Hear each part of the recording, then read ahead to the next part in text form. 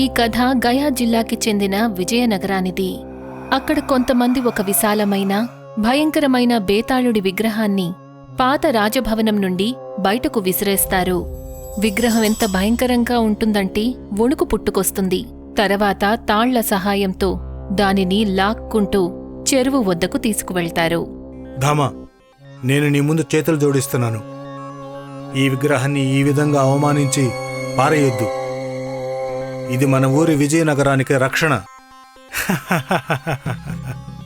నీ మొహం రక్షణ. టెక్నాలజీ కాలం బాబా ఇది. మూఢనమ్మకంతో ఎంతకాలం బతుకుతావు? ఈ విగ్రహాన్ని చెరువులో పడేయండి. ధామా నుండి ఆదేశం లభించగానే తన మనుషులు ఆ విగ్రహాన్ని చెరువులోకి తోసేస్తారు. విగ్రహం నెమ్మది నెమ్మదిగా చెరువు లోపలికి మునిగిపోతుంది. రాజభవనంలో రెనోవేషన్ పని చాలా వేగంగా నడుస్తూ ఉంటుంది. చూడండి, కాస్త త్వరగా పనిచేయండి. ఎల్లుండి నా స్నేహితుడు రంజిత్కి పెళ్ళి. సరే సరే, నాకు అర్థమైంది. నీకు మొదటి క్లయింటు. తనకు నేను కోపం రానివ్వను. అసలు మొదటి క్లయింటే కాదనను, కానీ తను నా ఫ్రెండ్ కూడా. రేపటికల్లా మీ పని పూర్తయిపోతుంది సార్.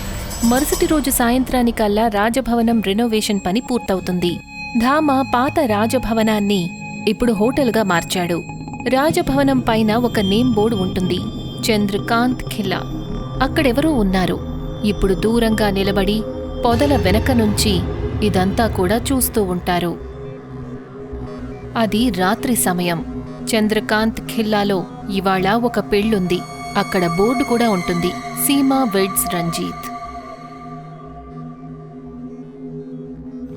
పెళ్లివాళ్లు భోజనం చేస్తూ ఉంటారు.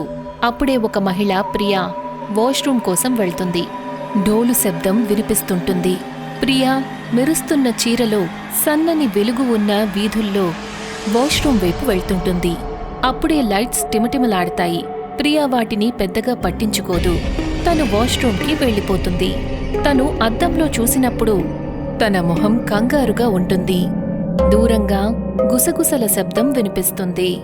తను అన్ని వైపులా చూస్తుంది. ఏమీ కనబడదు. ట్యాప్ నుంచి నీళ్లు కారతాయి. ఉన్నట్టుండి లైట్స్ వేగంగా వెలిగి ఆరతాయి. అద్దంలో ఒక నీడ కనిపిస్తుంది. ప్రియా భయంతో వెనకడుగు వేస్తుంది. భయంకరమైన ప్రేతం, వికృత రూపం, ఖాళీ కళ్ళు ప్రియా ముందు ప్రత్యక్షమవుతుంది.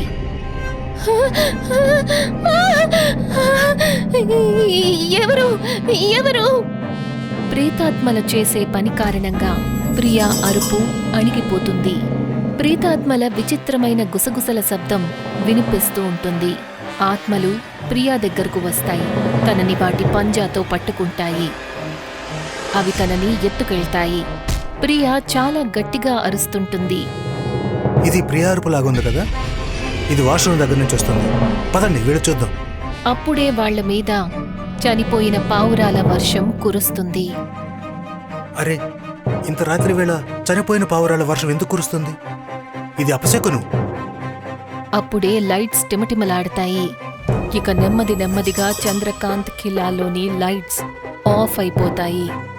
చీకట్లో ప్రేతాత్మల ఎర్రని కళ్ళు మెరుస్తూ ఉంటాయి. అన్ని వైపుల నుంచి మహిళల అరుపులు వినిపిస్తూ ఉంటాయి. కాసేపటి తర్వాత లైట్ వెలుగుతుంది. అందరూ చూస్తారు. చంద్రకాంత్ ఖిల్లా నుంచి పెళ్లి కూతురు సీమాతో పాటు మహిళలందరూ కూడా మాయమైపోయి ఉంటారు. పురుషులు మాత్రమే ఉంటారు. అది చూసి అందరూ భయపడతారు. సీమా, సీమా, ఎవరైనా నా భార్యను కాపాడండి. తనని భూతం ఎత్తుకెళ్ళిపోయింది. ఏంటిది? ఆ భూతం ఒక్క మహిళను కూడా వదలలేదు. ఎక్కడికి తీసుకువెళ్ళినట్టు? అందరూ కూడా టార్చ్ తీసుకుని సీమాని మిగతా వాళ్లని వెతకడానికి బయలుదేరతారు. అడవి వైపు చీకటి రాత్రి. అక్కడ గాలిలోని శబ్దం రాత్రిని మరింత భయంకరంగా మారుస్తుంది. ఇంత రాత్రి వేళ అందరూ ఎక్కడికి వెళుతున్నారు? అన్నా, మీరు కొంతమంది మహిళల్ని ఇటువైపు వెళ్ళడం చూశారా? కొంతసేపటి క్రితం సుమారు 10-15 మంది మహిళలు తలదించుకుని శ్మశానం వైపు వెళ్లారు. అది విని అందరూ కూడా భయపడతారు. సన్నని వెలుగు ఆసరాతో శ్మశానం వైపుకి వెళ్తారు. వాళ్ళు శ్మశానానికి చేరుకుంటారు. అక్కడ కొంతమంది చితి కాలుతూ ఉంటుంది. కాని అక్కడ ఎవ్వరూ లేరు. భయంతో అందరికీ కాళ్లు వణుకుతుంటాయి. అప్పుడే ధామా చూస్తాడు. చీకట్లో చెట్టుపైన ఎవరో కూర్చుని ఉంటారు. అలా చూడండి, ఎవరో కూర్చున్నారు చెట్టు పైన. అందరూ టార్చ్ పట్టుకుని చూసే ప్రయత్నం చేస్తారు. కాని ఎంత చీకటిగా ఉంటుందంటే టార్చ్ సన్నని వెలుగు అక్కడి వరకు చేరుకోలేదు. సన్నని వెలుగులో చెట్టుపైన బోలెడన్ని కళ్ళు మెరుస్తూ ఉంటాయి. పైన కొంతమంది కూర్చొని ఉన్నారు, కానీ అక్కడికి ఎవరు వెళ్తారు? నేను వెళ్తాను. నేను నా భార్య కోసం ఏమైనా చేస్తాను. రంజిత్ ధైర్యాన్ని కూడబెట్టుకుని చెట్టు మీదకు ఎక్కుతాడు. భయంతో తన కాళ్ళు ఉనికిపోతాయి. తను ఎంత పైకి ఎక్కుతాడో తన ఊపిరి అంత తగ్గుతూ ఉంటుంది. తను చెట్టుపైకి చేరుకున్న తరువాత చూసేసరికి అక్కడ బోలెడన్ని నల్లని పిల్లులు కూర్చొనుంటాయి. అవి ఒక్కసారిగా రంజిత్ మీదకు దూకడం జరుగుతుంది. రంజిత్ చెట్టు మీద నుంచి కింద పడతాడు. అక్కడికక్కడే చనిపోతాడు. అది చూసి అందరూ అక్కడ్నుంచి పారిపోవటం మొదలు పెడతారు. భూతం, భూతం! ఎప్పుడైతే అందరూ పారిపోతూ శ్మశానానికి దూరంగా ఊరికి చేరుకుంటారో వీటన్నిటికీ కూడా కారణం ధామానే. నేను బేతాళుడి విగ్రహం పారేయొద్దని ఎన్నోసార్లు వేడుకున్నాను, కానీ తను నా మాట వినలేదు. ఆ విగ్రహాన్ని నదిలో పడేశాడు, అది కూడా అవమానించి. అరే, తను మన గ్రామానికి రక్షకుడు. అసలు ఏం రక్షకుడు? తన చేతిలో గన్నేమన్నా ఉందా రక్షించడానికి? ఆ విగ్రహం రక్షకుడేమి కాదు. నిజమేమిటంటే ఊరి వాళ్ళందరూ ఆ విగ్రహం సాగుతో ఆ రాజభవనాన్ని కాజేయాలని చూస్తున్నారు. మీరిద్దరూ ఇలా కొట్టుకోకండి, ముందు ఇది ఆలోచించండి. ఊళ్ళోని 10-12 మంది మహిళలు మాయమైపోయారు. వాళ్ళని మనం ఎలా ఎతకాలో చూడండి. ఇక మనం రేపు ఉదయమే ఎతుకుదాం, లేదంటే రాత్రి వేళ వెతికి వెతికి మనం స్వయంగా భూతాల చేతిలో చనిపోవాల్సి వస్తుంది. అందరూ తమ తమ ఇళ్లకు వెళ్లిపోతారు. ధామా ఇంకా అతని భార్య సమీక్ష ఇంట్లో నిద్రపోతూ ఉంటారు. అప్పుడే ధామా గట్టిగా అరుస్తాడు. నా సమీక్షను వదిలిపెట్టు, వదిలిపెట్టు! నేనిక్కడే ఉన్నాను, ఏమైంది? నాకు కల వచ్చింది, ఎవరో నిన్ను తీసుకెళ్తున్నారు. అప్పుడే గది మొత్తం గట్టిగా అరిచే శబ్దాలు వినిపిస్తాయి. ధామా గదిలో ఎదురుగా ఉన్న అద్దం వైపుకి చూస్తాడు. తనకి అందులో ఒక భూతం కనిపిస్తుంది. దాని మొహం మసగ్గా ఉంటుంది. అలా చూడు, భూతం, భూతం నిన్ను తీసుకెళ్తుంది. నువ్వు దాక్కో, దాక్కో సమీక్ష! అప్పుడే అద్దం పగిలిపోతుంది. అందులో నుంచి భూతం బయటికి వస్తుంది. అది సమీక్షని ఎత్తుకెళ్ళిపోతుంది. సమీక్ష, సమీక్ష! ధామా గట్టిగా అరుస్తూ బయటికి పరిగెడతాడు. బయటికి వెళ్లి చూసేసరికి చాలా మంది టార్చ్ పట్టుకుని ఎవరికోసమో వెతుకుతుంటారు. మీలో ఎవరైనా నా భార్య ఇటు వెళ్ళడం చూసారా? మేమందరం కూడా మా భార్యలు ఎతుకుతూ ఉన్నాం. ఊళ్ళో ఉన్న మహిళలందరూ కూడా మాయమైపోయారు. ఊర్లో వాళ్ళందరూ కూడా తమ భార్యలు, పిల్లలు, కోడళ్లను వెతకడానికి బయలుదేరతారు. రాత్రి పగలు ఒకటి చేస్తారు. ఊర్లో, అడవిలో అన్ని చోట్ల వెతుకుతారు. వెతకటం మొదలుపెట్టి 4 రోజులు గడుస్తాయి. కాని వీళ్లందరికీ ఒక్క మహిళ కూడా కనిపించలేదు. అది రాత్రి సమయం. వాళ్ళు అలసిపోయి అడవిలో కూర్చొని ఉంటారు. అప్పుడే వీళ్లందరూ చూస్తారు. ఊర్లోని మహిళలందరూ కూడా చీకట్లో నుంచి వస్తూ ఉంటారు. అలా చూడండి, నా భార్య వచ్చేసింది. అలా చూడండి, నా కూతురు వస్తుంది. ఊర్లో వాళ్ళందరూ తమ భార్య, కూతురు, కోడళ్లను తిరిగి రావడం చూసి సంతోషిస్తారు. అందరూ తమ భార్యలను, పిల్లలను తీసుకుని తమ తమ ఇళ్లకు వెళ్లిపోతారు. ధామా తన గదిలో కూర్చుని ఉంటాడు. తన ఎదురుగా తన భార్య సమీక్ష తల వంచుకొని కూర్చుని ఉంటుంది. వచ్చినప్పటి నుంచి నువ్వు ఎందుకు ఏమీ మాట్లాడటం లేదు?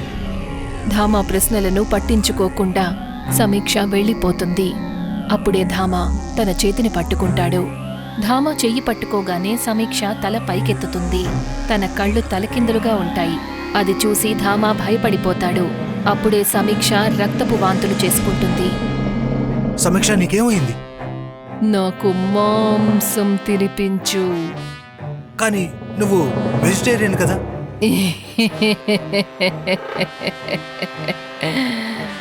నాకు కాదు, నా బిడ్డకి మాంసం కావాలి.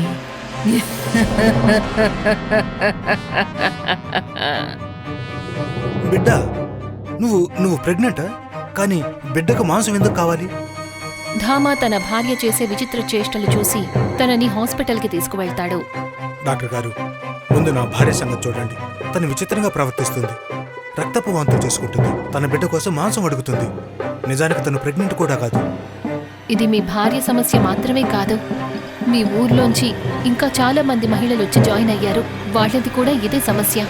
సరే, సోనోగ్రఫీ చేయాల్సి ఉంటుంది. నిజంగానే ప్రెగ్నెంటా కాదా అని. డాక్టర్ ధామా భార్యకి సోనోగ్రఫీ చేస్తారు. చూసేసరికి తన కడుపులో బిడ్డ ఉంటుంది. కానీ అది ఒక మామూలు బిడ్డ కాదు. అది ఒక రాక్షస బిడ్డ. మృత్యువుకి ఒక చిన్న దూతలా ఉంటుంది. తన మొహం అమాయకంగా ఉంటుంది. కానీ కళ్ళు ఖాళీగా ఉంటాయి. చిన్న చిన్న చేతులకు పదునైన గోర్లుంటాయి. ఇది ఒక మామూలు బిడ్డ కాదు. ఇది ఒక రాక్షస బిడ్డ. ఏంటి? డాక్టర్ విజయనగరంలోని మహిళలందరికీ కూడా సోనోగ్రఫీ చేస్తుంది. ఆమె గమనిస్తుంది, ఎవరైతే మాయమయ్యారో వాళ్లందరి కడుపులో రాక్షస బిడ్డ పెరుగుతూ ఉంటుంది. అది చూసి అందరూ భయపడతారు. అసలు అందరి గర్భంలోనూ పెరుగుతున్న ఈ రాక్షస బిడ్డ ఎవరు? ఊరంతటినీ కూడా రాక్షసులు రాజ్యమేలతారా?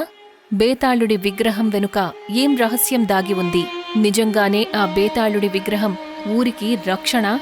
ఈ ప్రశ్నలకు సమాధానం తెలుసుకోవాలంటే మాతో కనెక్ట్ అయి ఉండండి. ధామా మరుసటి భాగం కోసం.